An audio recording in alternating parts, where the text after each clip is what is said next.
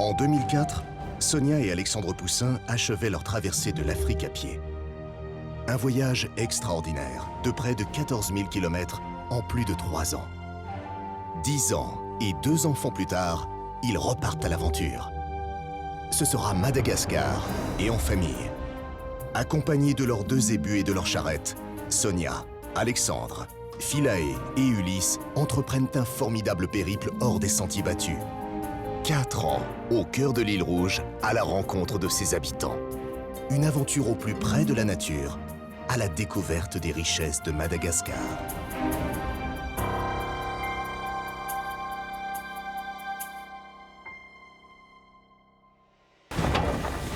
Une tempête, des zébus blessés, une piste aux ponts infranchissables et aux embouchures gigantesques.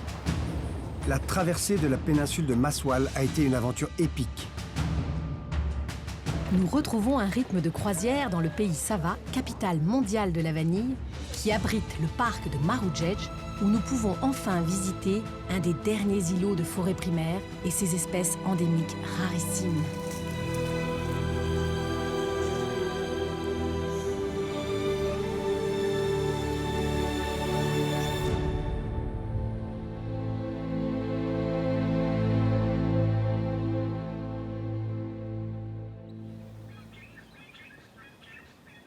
Ça, c'est une vision qui fait plaisir. Le café qui fume. Et les oiseaux chantent. Ah, il y a mon oiseau préféré qui chante derrière.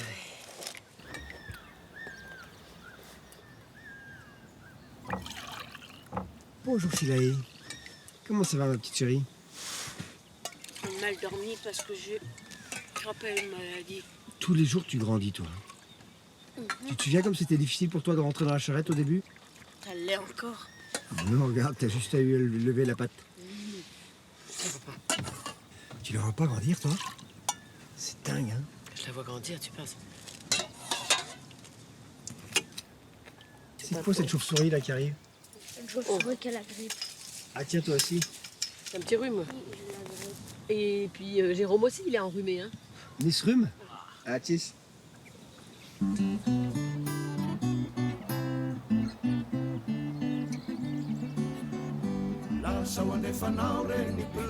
Nous avons quitté hier Sambave pour rejoindre notre prochaine étape, Vohemar.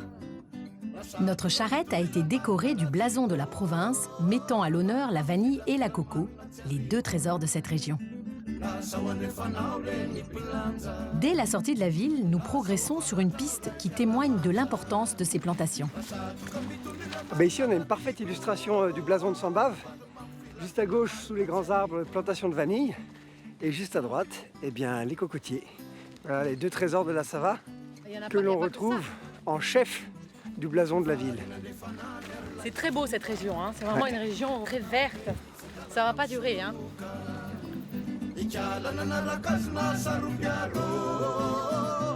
Cette piste agricole nous fait passer par le cœur des plantations de coco. Car ici s'étend sur 5000 hectares une des plus vastes cocoteraies du monde. Sur 80 km de côte, le véritable poumon économique de la région donne du travail à 1800 habitants et produit aujourd'hui 14 millions de noix de coco par an. C'est un véritable paradis pour nous qui sommes si friands de ces fruits. Et c'est avec appétit que nous rendons visite à Claude Andreas, le nouveau directeur de cette vieille plantation. Bienvenue. Qu'est-ce qu'on est content là, parce que c'est vrai que pour nous, le coco, c'est un peu une énigme. Oui. Donc j'ai l'impression que vous allez la lever, cette énigme. C'est pas si compliqué que ça. Hein. En quelques mots, dans le cocotier, il y a 2 variétés. La variété naine, qui est très précoce, qui donne au bout de 3 ans, et la variété grande, là où il faut attendre 7 à 10 ans avant que ça donne.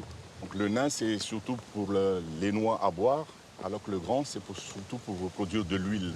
Donc en faisant le métissage entre le cocotier nain et le grand, on obtient un hybride. L'hybride va donner au bout de 4 ans. Et on peut à la fois boire cette noix de l'hybride et produire de l'huile. D'accord. Donc en fait, en faisant cette hybridation, vous obtenez les qualités des deux parents. Des 2 parents, d'accord. Et un cocotier, ça produit toute l'année. Ça donne des fleurs tous les mois. Et chaque fleur va mettre 1 an entre la fleur sortie et le fruit prêt à être consommé. Du coup, si j'ai bien compris, vous êtes en train de me dire qu'il n'y a pas de saison du coco? Voilà. Toute l'année, on a tous les stades, des noix, des petites noix, des noix vertes prêtes à boire et des noix mûres prêtes à être récoltées. Ah, c'est une Ah. question de choix en fait. Il suffit Oui. de choisir la bonne coco qu'on veut. Exactement. Ça veut dire que c'est... Oui. Voilà, voulez je pas vais vous nous montrer montrer les différents stades. Oui, ici, il y a l'inflorescence qui sort à l'aisselle de chaque feuille. Il y a une qui est là, Voilà, ça c'est... une qui est en formation déjà derrière et une grande qui est là. C'est celle-là qu'on va ouvrir de façon à ce que vous puissiez voir les deux types de fleurs, mâles et femelles. Là. Ah, c'est magnifique. Ce que vous voyez ici, ce sont les fleurs mâles. De là vont sortir les pollens.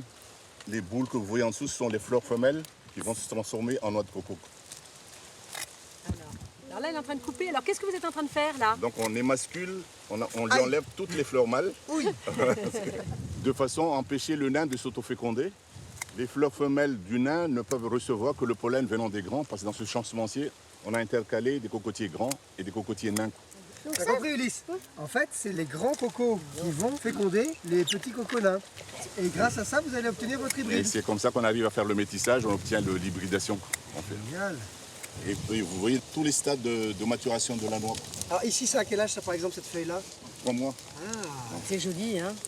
Donc un cocotier va sortir entre 8 et 10 noix par régime, ce qui nous permet de récolter entre 100 et 120 noix dans l'année sur les nains. Regardez la 120 noix par an. c'est énorme. Mais on peut Est-ce qu'on vous peut- ouvrir, Ah oui, on veut bien voir comment comme c'est, ça là. vous voyez les différents stades. Alors, la verte. Ah! Et la pulpe est à peine formée. Ouais. Par contre, quand la noix est complètement mûre, il ne restera plus qu'un clapotis d'eau. Ah oui, Par contre, la chair va être très épaisse. très épaisse, d'accord. Pas mal. Ah! Bah oui, il n'y a plus d'eau là. Ah ouais! Là, elle est bien plus épaisse, et puis il y a presque plus d'eau. Mais si tu veux Et boire, là, il c'est vaut dur. mieux boire la noix verte. Faut pas nous le dire deux fois. En un temps record, nous nous lançons dans une grande dégustation, car chez les poussins, on aime, on adore la coco sous toutes ses formes. Mais au-delà de cet usage gourmand, Claude Andreas nous fait découvrir toutes les vertus de la coco. L'eau de coco, c'est un excellent diurétique et c'est à peu près la même composition que le plasma sanguin. On a utilisé ça pendant la guerre du Pacifique. Tu te rends Et ça compte peut Ulysse? donc, C'est incroyable. On peut faire des transfusions sanguines avec de l'eau de coco. La moitié des noix mûres est vendue pour la consommation directe, les hybrides partent à la germination, les autres sont envoyés à l'usine pour être transformés en copra, première étape de la fabrication de l'huile de coco. Les noix sont défibrées sous des tuyaux métalliques comme ça. Ça, c'est le débourrage. Débourrage. La fibre s'appelle la bourre. Ça sert à rembourrer les sièges. Par exemple, les sièges des Mercedes, c'est à base de fibres de coco. À base de fibres de coco, les sièges de Mercedes. Oui, oui. Les noix sont ensuite coupées en deux avant d'être passées au four pour en déshydrater la chair. Les noix sont rangées dans ce sens-là. Oui. Au bout d'une journée de séchage, la chair va commencer à se rétracter et on peut extraire facilement. Et en ce moment-là, la coque vide nous sert de combustible. Regarde, pour sécher c'est le- extraordinaire. Le combustible, c'est les noix de coco. Et la grande vertu, c'est que vous n'utilisez pas de bois de forêt. Et non. Ça... Pas du tout. C'est très écologique, oui. Ah ouais. C'est autonome.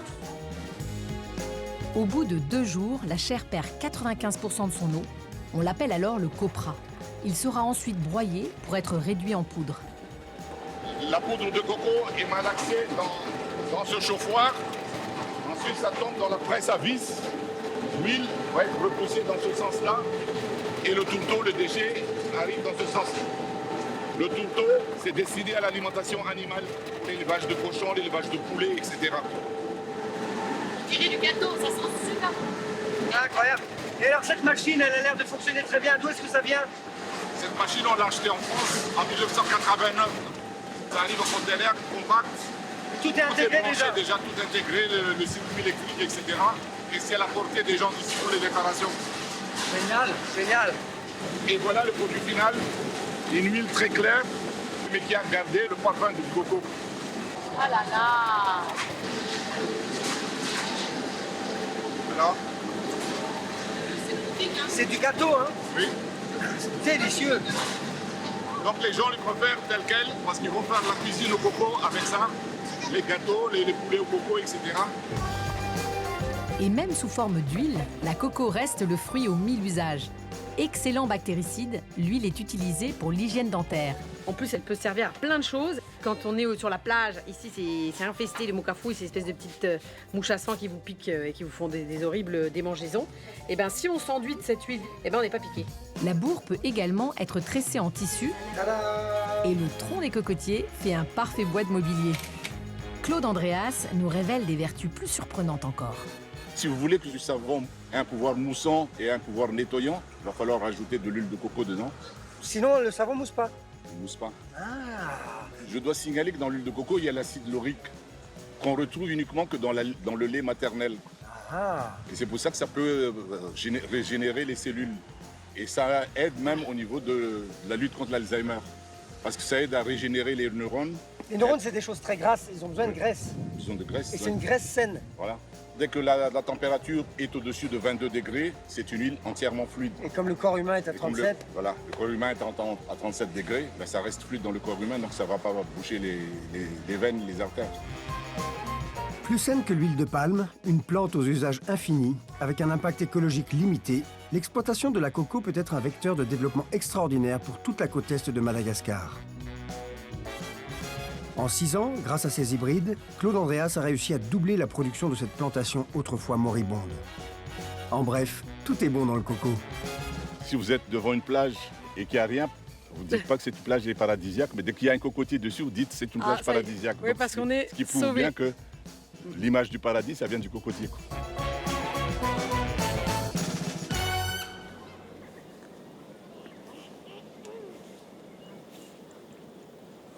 Et bien voilà, petit lever, petit matin, dans le dernier bloc de la plantation de la soie Vagnoux qui fait 80 km de long et dont on va sortir aujourd'hui. Après avoir arpenté ces pistes magnifiques sous les cocos, je crois que les épreuves vont être d'un autre ressort aujourd'hui.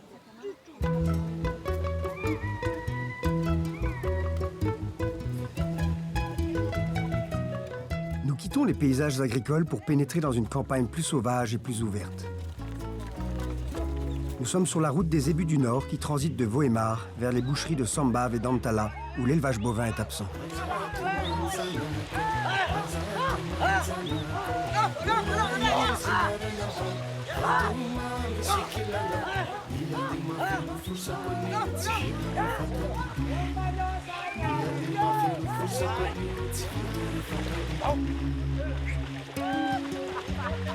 Marcher dans l'eau comme ça toute la journée. Ça ressemble un petit peu à la piste entre Morandave et Vélo-sur-Mer. Ouais. Hein, c'est toujours différent, c'est toujours nouveau, mais... On a l'habitude. Hein. Mais rien n'arrête Madatrek. Ouais.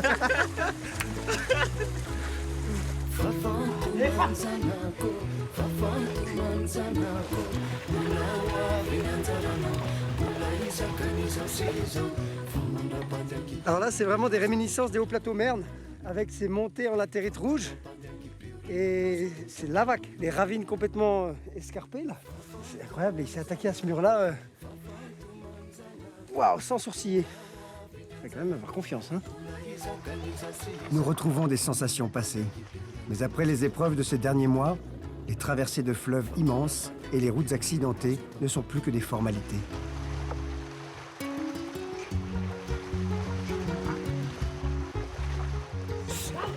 Action d'essai. Action.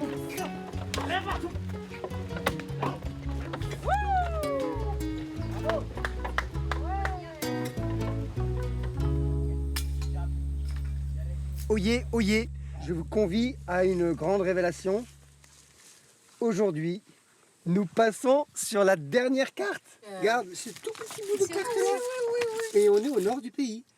Ah, la dernière carte, on est là. le dernier pli. On est là. Ah ouais. Regarde, aujourd'hui, c'est là où on est en ce moment. Voilà, le point, c'est le même endroit là. Et là, voilà, on change de carte. Diego, Objectif, Diego. Tout ça. Tac, Ouais, tac, tac, tac. tac, tac. Allez, go, go, go, go. Go, go, go, go.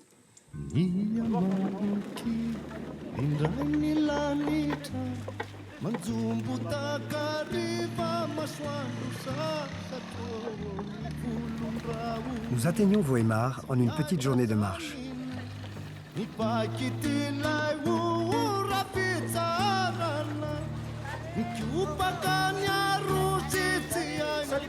Salut. Salut! Merci beaucoup, merci. Nous sommes accueillis par la chaleur et la bienveillance réputée des Malgaches du Nord. Capitale d'une région dénuée de ressources naturelles, la ville semble malgré tout prospère. Pourtant ici, point de vanille ou de coco, mais des herbes blondes à l'infini, des champs de vétiver. Créée il y a 5 ans par Jean-Christophe Père, un ancien chasseur de trésors devenu planteur d'épices, cette plantation réussit à faire de ces terres arides une ressource inépuisable. On est ici avec le directeur de la filière vétiver qui s'appelle Monsieur Bruno. Bonjour Monsieur Bruno. Bonjour. Salam atar. Oui, salam. Et là on voit les paysannes qui reviennent de la colline avec les racines de vétiver qu'elles ont extraites. Donc là c'est la quantité de racines qui vient de cette colline que vous êtes en train d'exploiter. Voilà. Juste en face. Véritable plante miracle importée d'Asie, le vétiver couvre les collines déforestées de la région. Il stabilise leur sol sableux par son impressionnant réseau de racines et permet de revaloriser ces espaces perdus et dévitalisés. Il y a très peu d'activités économiques dans la région. Traditionnellement, les Sakala étaient soit pêcheurs, soit éleveurs. Et ça a vraiment amené la notion d'agriculture. Ce qui n'est pas facile d'ailleurs parce que les populations n'y étaient pas habituées. Alors ils doivent apprendre les métiers de la terre.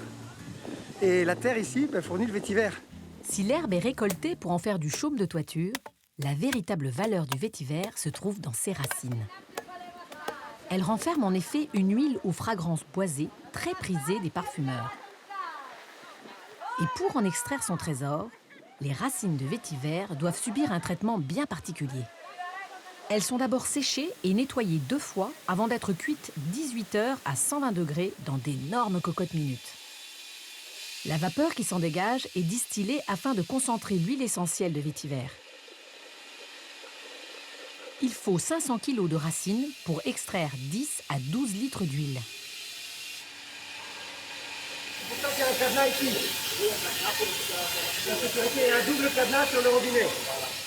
Les tireuses sont protégées par d'épaisses grilles cadenassées car, à raison d'un prix de vente avoisinant les 300 € le litre, nous imaginons assez bien le trésor qu'elles représentent. Nous sommes surpris de l'ultramodernité et de la rutilance de cette usine. Jean-Christophe Père s'attache à réinvestir ses bénéfices dans le pays. Premier employeur de Voémar, avec plus de 1000 permanents, sa société s'attache à les former et à partager ses compétences. Alors, c'est les stocks de bois mort qu'on cueille dans la forêt. Ah, du bois mort. Donc Voilà. vous ne coupez pas de bois. Non, Ça, non. c'est du ramassage. Non, oui, c'est du ramassage.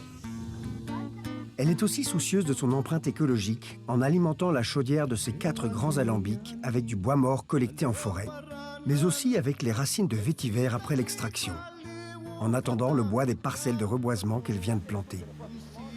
L'eau de nettoyage est recyclée dans les condensateurs des alambics et les plants repiqués chaque année poussent sans irrigation. En somme, une entreprise soucieuse de nourrir un cercle vertueux par son activité et la redistribution de ses richesses. Car le nord de Madagascar a cette particularité que ses élites, attachées à un territoire pauvre mais fort, n'ont pas déserté leur région vers des horizons plus scintillants. En quittant la ville, nous allons faire l'expérience que cet état d'esprit habite également les habitants les plus simples des campagnes de cette région. Alors, Monsieur Loret nous a escortés toute la journée et il nous invite à venir dormir chez lui. Voilà, dans ce beau fond de vallée. Merci beaucoup. Oui, de rien.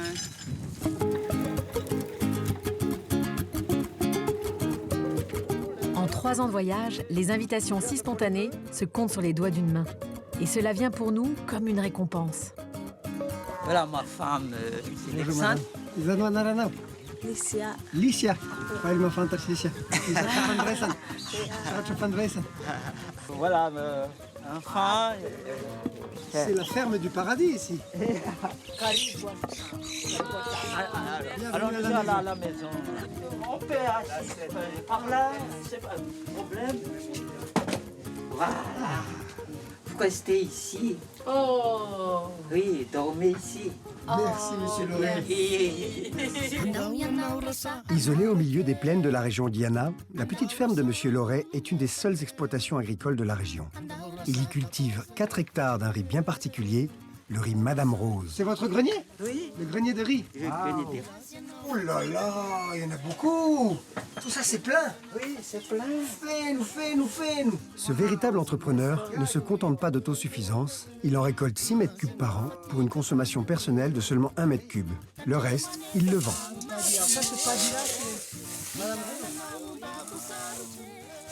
Eh ben, on va goûter ça ce soir. C'est magnifique. Et alors, je suis surpris, il n'y a même pas de serrure, il n'y a même pas de clé, il n'y a même pas de cadenas. Pas de clé. C'est Mangalat. Pas de voleur. Eh bien oui, c'est un petit coin tranquille, comme quoi il y en a encore à Madagascar. Des coins de brousse en paix. Alors c'est le fameux riz Madame Rose dans un bol rose. Ce qui est incroyable, c'est que le riz Madame Rose est un riz exceptionnel. Il a une réputation. Et le secret, c'est que le riz normal met 3 mois à grandir, alors que là, pour le riz Madame Rose, ça prend 5 mois.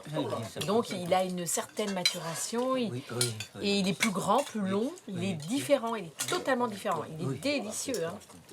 Délicieux.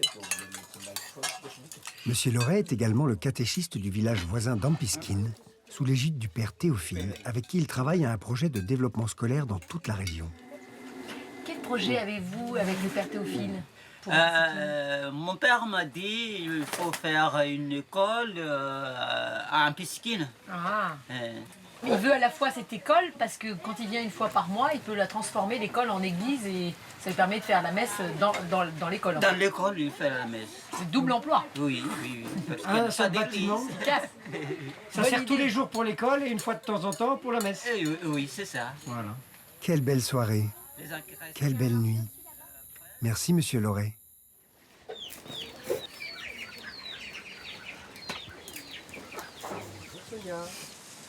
M'attrape le nez. Oui, ça commence petit à petit. Vous avez bien dormi? Oui, bien dormir. Parce que j'ai bien respecté l'heure. Travailler une heure de temps comme ça. Vous avez travaillé hier? Oui, pendant la nuit, l'éclairage de la lune, de travail. Qu'est-ce que vous avez fait? Labourer la terre. Labourer la terre? Oui. Sous la lune? Oui, sur la lune. Une semaine rare que je reste ici toute la journée. Vous faites le tour de... Pour à l'église, les services à l'église. Ah, de toutes les paroisses dont vous avez la charge? Oui, la charge. Et vous construisez des églises? Oui. Merci pour tout. Hein. Salut mon gars. Au revoir mademoiselle. Les Loumé. Allez, Ndawende. Il est temps de prendre la route. Nous accompagnons monsieur Loret dans sa tournée.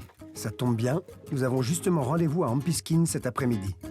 L'association de monsieur Loret a ainsi bâti 36 écoles avec un professeur dans chacune. Écart Ampiskine. Voilà. Voilà la cloche.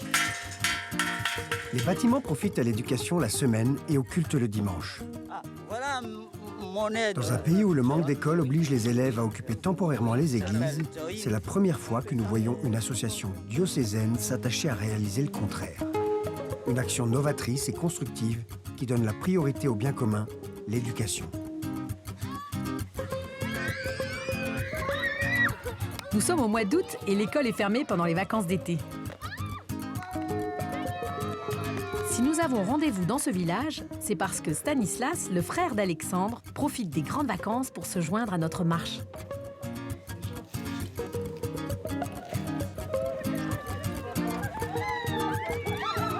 Cousins, cousines, frères, sœurs, c'est une belle nuée de 10 poussins qui sont lâchés dans la nature pour ouvrir cette nouvelle page de Madatrek. Ça va? Autant te voir.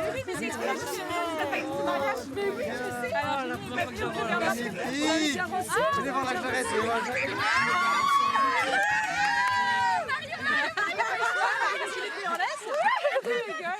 Regarde comme ils sont mignons. Ils ont tous les mêmes. C'est les mêmes.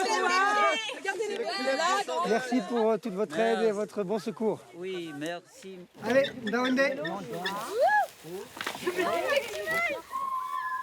Quelle mouche les a piqués là? Je ne sais pas. Voici un lâcher de poussins en folie dans les herbes blondes.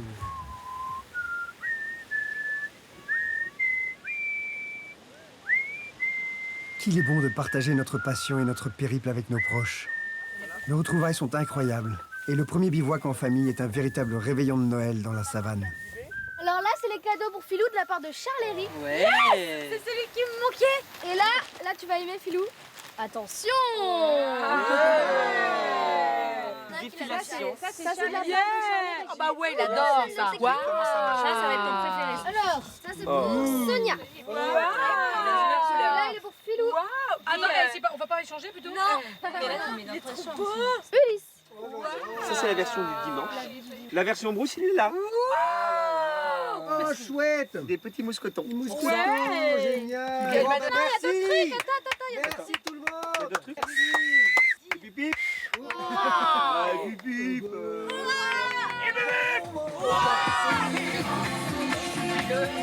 Et Stanislas n'a pas oublié de rapporter de France de quoi faire la fête.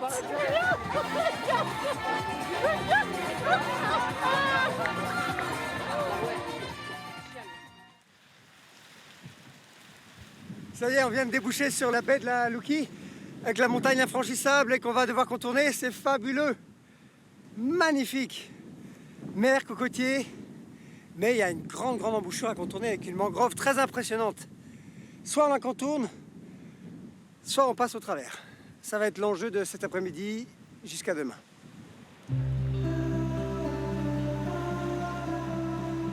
Nous marcherons à 10 jusqu'à Diego. Mais dès notre deuxième jour de route, un obstacle se présente, la baie de Louki.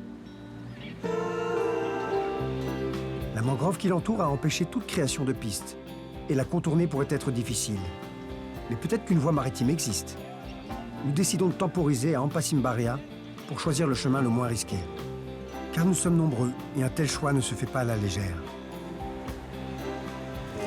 Ampasimbaria.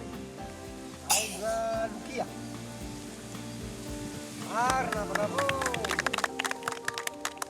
Alors la baie de Louki, elle fait à peu près 1,5 km à traverser. Alors j'ai une question à leur poser. Parmi eux, qui est allé déjà de l'autre côté à Louki? Lui tout seul. À 1,5 km, il est le seul à être allé. Et il ne traverse pas de l'autre côté parce que c'est un peu dangereux. Il y en a qu'un qui sait nager, c'est le plus grand. Panzoun, il y en a? Oui. C'est pour ça qu'il est déjà allé à Louki. Et alors ici, les courses, l'épicerie, elle vient de Vohemar ou elle vient de Diego? Diego. Et alors comment ça traverse la baie? Avec la vedette. C'est le bateau qui est là avec le moteur? C'est la vedette.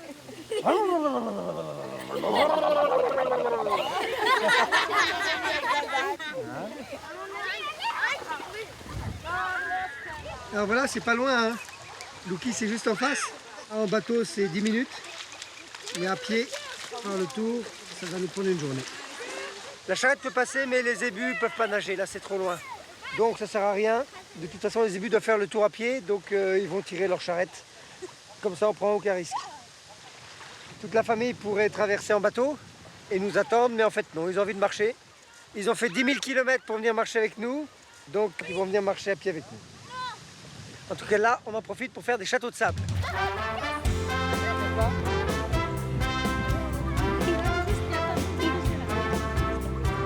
Envoûtée par la plage idyllique et la quiétude de la mer, la famille donne à Madatrek un petit air de vacances balnéaires. Moi, ça me ferait plaisir de le porter. Et juste, C'est rien, c'est fait exprès. C'est un système de défense. Ils ont raison d'en profiter, car demain, on entre dans le vif du sujet.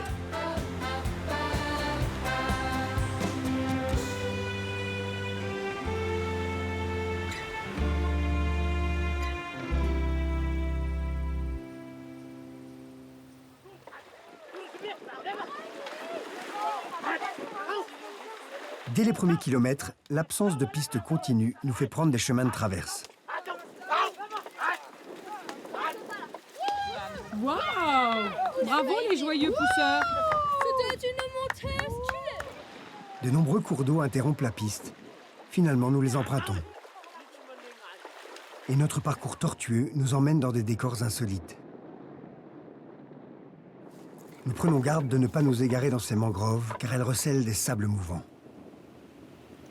Nous traversons des maquis inconnus et nous perdons dans des forêts de palmiers bordant d'improbables steppes.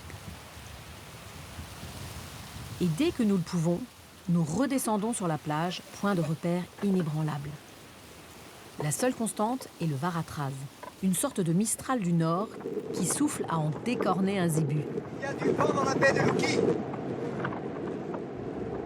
Malgré l'âpreté du terrain, personne ne flanche et la moyenne reste bonne. Voilà, c'est la pause déjeuner. Oh, maman, mes jambes sont mortes. Contente, Jeanne? Ouais. Bah, tu peux être fière de toi, tu as marché 11 km dans ce désert, sans boire, sans manger. Ah, cool. Célestine aussi, hein, tu peux être fière. Alors, cette petite matinée sous le soleil, dans le désert? Moi, j'ai pas envie de m'arrêter. T'as pas envie de t'arrêter? Non, Même je pas vais pour continuer. déjeuner? Non, je vais continuer. Bah, c'est bon, on t'embauche pour Madatrek.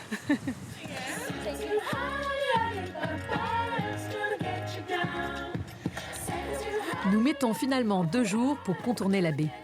L'insouciance des adolescentes qui nous font passer le trajet en musique, d'une manière ou d'une autre, galvanise les troupes. Écartez-vous de la piste, la boule vient d'arriver. Je commence par m'échauffer, mais je crois que vous êtes pas prêts. J'ai bossé toutes mes chorés sur le clip de Beyoncé, c'est pas sur moi. Bouge là, baby shark, shake. Ah! J'ai bien mangé ça.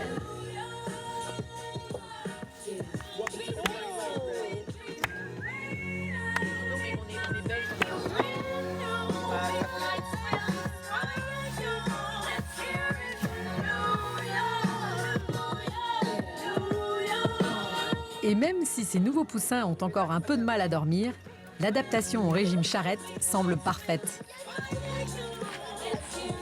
Et voilà, baie de Luki, vent de folie.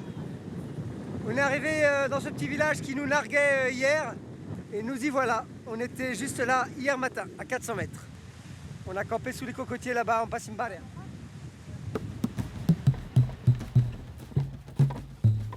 Il y a porte-tongs là. Le porte-tongs. Il n'y a plus de poissons, il y a des tongs. Une fois la baie contournée, nous nous frayons un passage dans la brousse en bordure du parc d'Analamera. Suivant le moindre sentier pour ne pas nous perdre, nous défrichons une voie aride où les portions désertiques, la chaleur écrasante et les pistes difficiles font toucher du doigt à nos aventuriers de passage l'essence même de Madatrek. Super. Bravo Jean-Baptiste. Attention Revel, stop. Le taf il va toucher là. Voilà, c'est bon. Ouf. Ok, c'est bon. Allez, Fa. Tout peut partir en live en 2 minutes. C'est ça Madatrek. Au bout de quelques C'est secondes. une tension de tous les instants. Il faut être toujours très La vigilant. route là, mais ta charrette elle est sur le flanc quoi. Il faut anticiper là. Tout le temps en permanence. C'est ça l'école de Oh là là Madatrek. là. La piste ne fait aucune concession et les cours d'eau soumis à l'effet des marées nous barrent régulièrement le chemin. Alors là, c'est pause forcée sur le bord de la rivière Irud qu'on ne peut pas traverser parce qu'on doit faire 2 km dedans.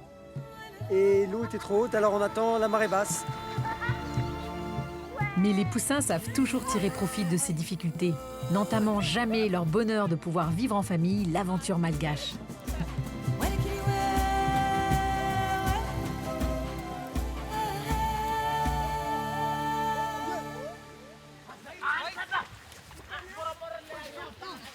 On est bien ensemble. On s'aime.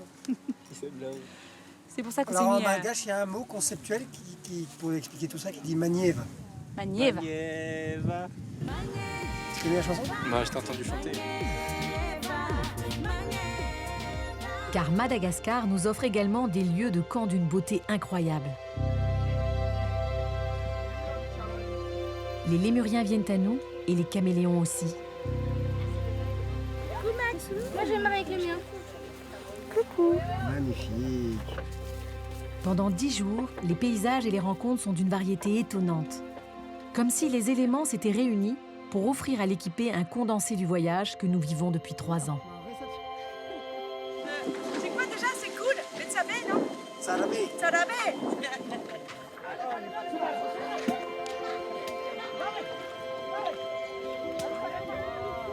Oh les baobabs. Incroyable. Mais c'est une mini allée des baobabs là. C'est exceptionnel. C'est C'est un exceptionnel. endroit à visiter, ça pour les touristes. Hein. Ils ont eu beaucoup de chance en fait dans ce voyage parce qu'ils ont vu de la savane, des rochers, la mer. Ils ont vu la latérite rouge des hauts plateaux mernes. Et là, ils voient les baobabs de Morondave. Ils ont fait le tour de Madagascar en fait en 10 jours. C'est un bel itinéraire à conseiller. Ça. Ouais, magnifique itinéraire. Exceptionnel. Et notre itinéraire, aujourd'hui, nous fait franchir le cap des 4000 km tous ensemble. Et voilà, la charrette Fanantenan, vers son 4001e kilomètre. Et pour le dernier jour, Madatrek nous offre une épreuve inédite.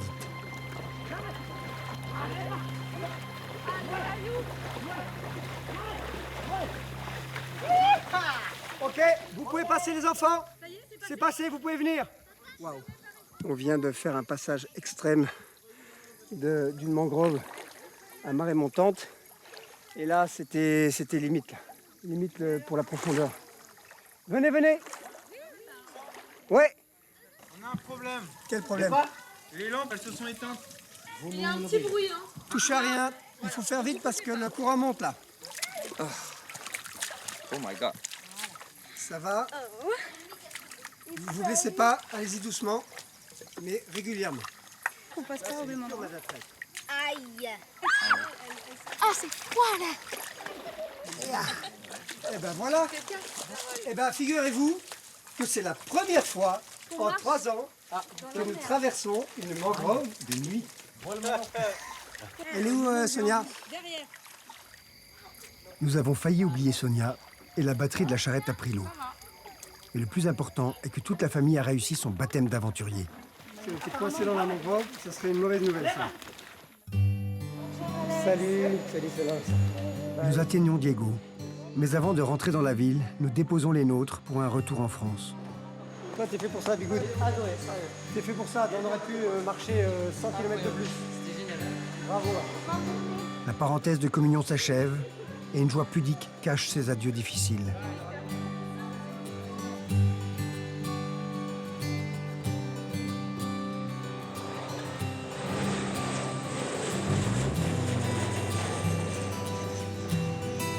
Et c'est le cœur serré que nous entrons dans la capitale du Nord. Bienvenue à Diego. Merci beaucoup. Oui, bienvenue. Avec une grande chaleur, les habitants de Diego nous accueillent. Je suis votre reportage partout, à la télé. Mais il ne s'agit pas ici d'une simple curiosité. Plus nous pénétrons dans la ville et plus l'engouement est fort.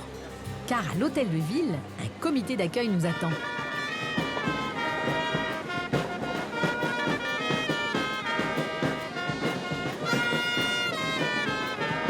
Nous sommes reçus en fanfare avec des centaines de personnes transformées en véritables fans par la diffusion de nos films. Bains de foule, selfies, séances d'autographes, on se croirait au Festival de Cannes. Le maire et le consul de France nous accueillent même très officiellement. Le temps du kabar est venu. Merci beaucoup. Je ne peux pas prendre la parole sans inviter Revel et Jérôme. Aïza Revel, Jérôme, Avia. Voilà, parce que vous avez compris que Madatrek, c'est une aventure franco-malgache ou malgacho-française. Et vous avez bien compris aussi que sans Revel et Malgache, on serait complètement perdu. Very futsini. Par exemple, pour arriver à Diego, on a ouvert une route. C'était en passant par Ampiskin, Ampasimbaria, Luki, Irud, Ambulbusbe, et en contournant les rizières extraordinaires. C'est difficile, mais c'est possible. Pour nous, Madagascar, on est là pour dire aux Malgaches, découvrez votre pays. Allez-y à bicyclette, allez-y à moto. Vous n'avez pas besoin de beaucoup d'argent pour ça. Il suffit de vivre à la Malgache, accepter de vivre en brousse. On veut le dire aussi aux Vasas qui habitent ici. C'est une terre d'aventure phénoménale. Et je veux le dire aussi aux Malgaches de France, que Madagascar est une terre de découverte et d'aventure, de tourisme d'aventure extraordinaire. Du tourisme classique, évidemment. On peut venir ici, à Babambi, à Nosibé, faire du tourisme classique, mais aussi du tourisme à VTT, du tourisme à moto, du tourisme en charrette. C'est possible. Et ici, j'ai appris un dicton, c'était Tungu Chambian Dakana Katsimi Verna Insuni. Ilai Kumande, Maïtz, Lalan Maïtz, Tsimis Safidia. On n'a pas le choix. Tout le monde doit avancer dans sa vie, dans son métier, dans son travail. Le demi-tour n'est pas possible. Merci beaucoup de votre accueil. On n'a jamais eu un tel accueil. Voluan, Vol tel Taunam Lalan, Voluan Manaza, Tonga Soa et Tomitu. Arabai na Diego. Lové entre le canal du Mozambique et l'océan Indien, la baie de Diego Suarez abrite la ville.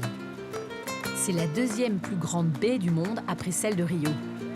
Elle a aussi un fascinant pain de sucre. Avec sa situation géographique exceptionnelle, le deuxième port du pays a une histoire complexe, chargée de légendes de pirates, de convoitises militaires et de hauts faits de bataille. Jusque dans l'histoire récente.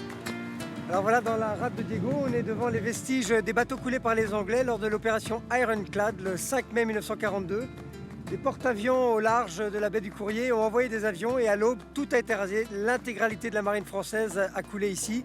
Et là, on voit 3 vestiges, dont le sous-marin Bévesier et 2 autres bateaux qui ont été coulés sur place. Alors en effet, Alex, ça a été mené à 100% par les forces anglaises pour reprendre aux forces françaises, vichistes, alliés des Allemands, le bastion de Diego Suarez, qui est un petit peu la porte d'entrée de tout l'océan Indien. En fait, ils avaient peur que ces bateaux-là tombent entre les mains des Allemands.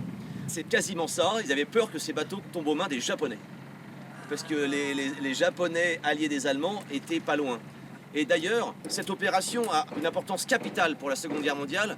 Elle a servi de modèle pour le débarquement allié en Normandie, puisque les forces anglaises ont débarqué sur les baies avec leurs engins. Donc on a eu, en fait, si vous voulez, un modèle réduit. Un premier débarquement. Un premier débarquement réussi, précurseur du débarquement allié de Normandie, très connu. La ville et sa baie resteront sous protectorat français jusqu'au départ tardif du dernier contingent de la Légion étrangère en 1974. Ici, c'est le fort des légionnaires français. Donc ça, ce qu'on voit là, ça c'est le rempart du fort.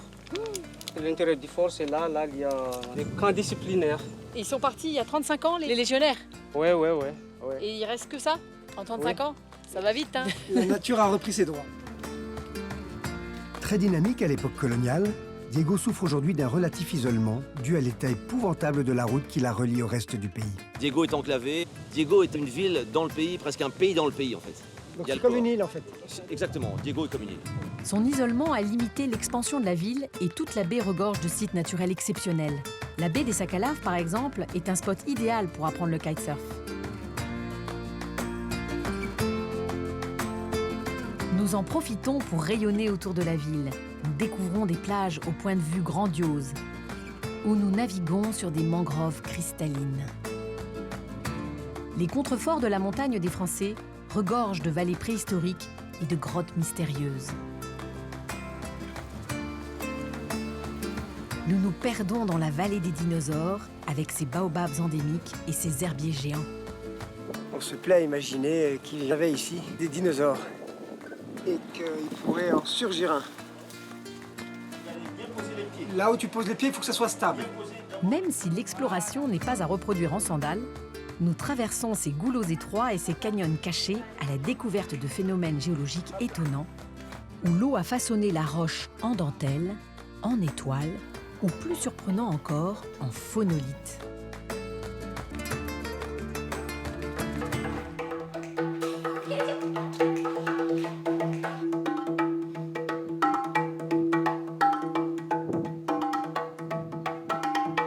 De l'autre côté de la montagne, la vallée des Perroquets est surplombée par un canyon, haut lieu d'escalade discret et unique à Madagascar. Alors, regarde où tu mets les pieds, cherche. Voilà, là c'est carrément un marchepied. En pointe de pied toujours. Hein. Pousse sur ta jambe, voilà, et tends le bras, tu vas trouver les prises pour les mains. Voilà. Ce sont les premiers pas de Philae sur une paroi. Bravo Philou. Quant à Ulysse, il a dû être Spider-Man dans une vie antérieure. Ah bah lui c'est 2 pieds dans le vide, suspendu par les mains. Bah Ulysse, ça va trop vite, profites-en un peu quand même. Ah, t'as pas froid aux yeux Ulysse. Oh là, c'est un surplomb. Nous n'avons pas pratiqué l'escalade depuis 20 ans. Et pour Sonia et moi, arpenter ce calcaire corallien est une véritable cure de jouvence.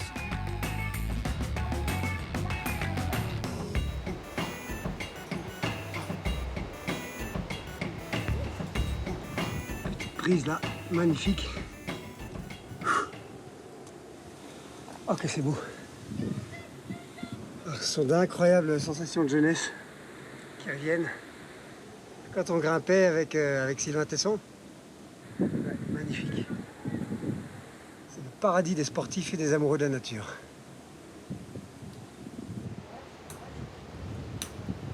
Qu'est-ce que c'est beau.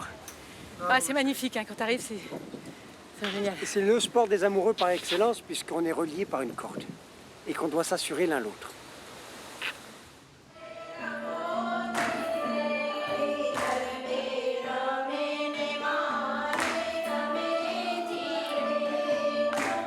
De retour en ville, nous sommes accueillis par la famille Mukesh, dont nous avions rencontré les cousins à Tamatave un an plus tôt. Comme si nous étions des membres de leur famille, ils nous emmènent avec eux fêter le Navatri. Une fois par an, les hindous du monde entier se réunissent pendant 9 nuits pour célébrer les formes diverses de la Shakti, l'énergie féminine. Par des chants et des danses, la communauté loue toutes ces déesses pour chasser le mal et apporter la prospérité.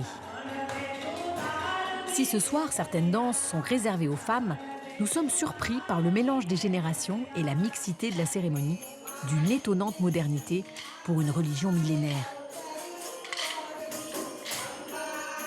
Et cette danse au bâton, qui symbolise la victoire de Kali sur les invasions mongoles, en est le parfait exemple.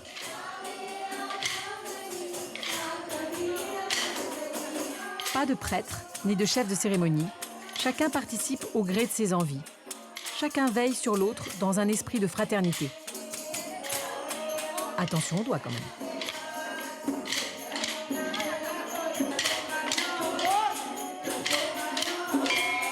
Ça devient de plus en plus compliqué. Et alors là, on m'a dit, tu peux sortir. Faut pas taper trop sur la tête et sur les doigts, tu vois.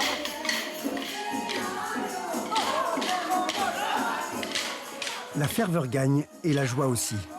Mais plus qu'une liesse, il s'agit plutôt ici d'une transe. En fait, les sons sont très importants dans la méditation.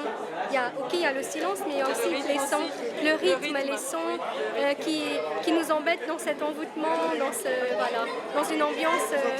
Ça nous entraîne, voilà, ça nous entraîne. La symbolique du bâton, c'est de faire du mal au mal.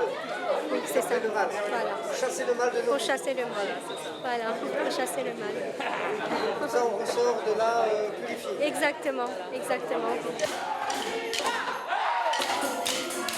Nous sommes très honorés de pouvoir assister à cette cérémonie, car c'est la première fois qu'une caméra entre pour filmer dans ce temple humble et discret. Et voilà, ça se passe comme ça, au temple hindou de Diego Suarez. C'est Madagascar, c'est francophone, c'est indien, c'est métissé, c'est Diego Suarez.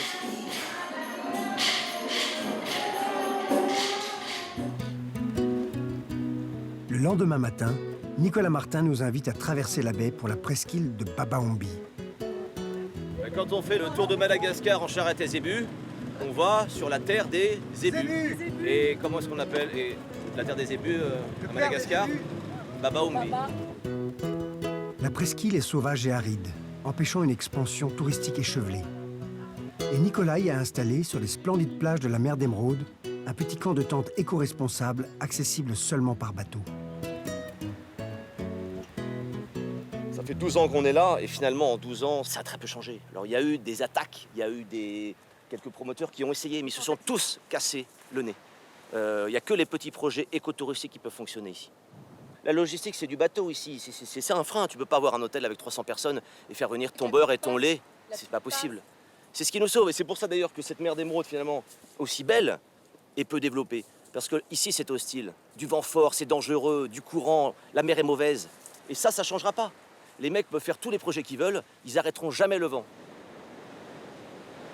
Le Varatraz, qui souffle constamment sur la plage, n'a pas empêché d'y installer un petit havre de paix confortable, faisant du lieu un redoutable spot de kitesurf.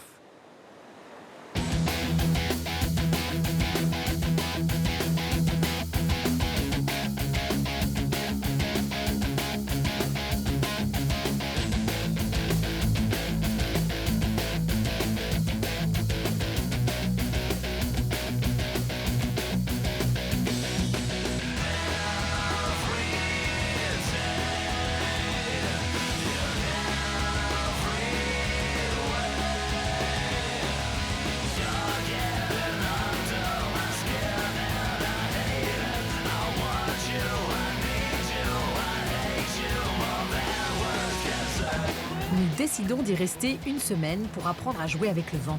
Et une semaine pour dompter le vent, c'est pas de trop. Il ne faut pas moins de 4 jours de cours intensifs pour apprendre à piloter la voile. Mais le kitesurf, c'est pas du cerf-volant. Il faut aussi monter sur la planche.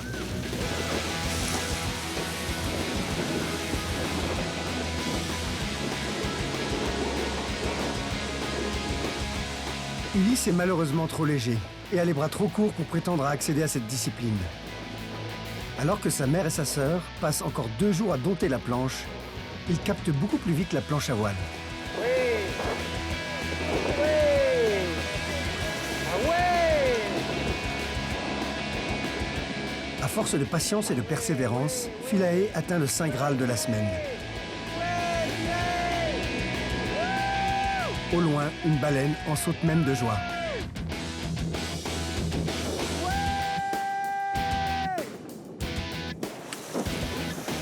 Pour Sonia, ça reste un peu plus compliqué.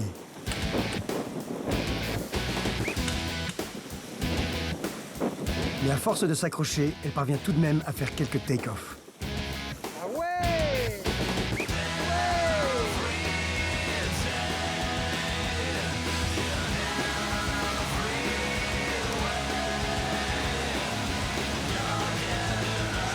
Après ces vacances sportives, il va falloir reprendre la route.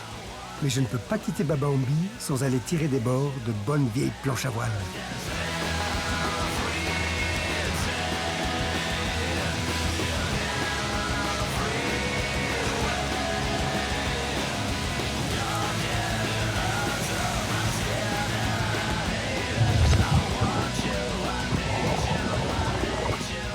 Oh la baffe! J'ai pris une grosse baffe! Wouh!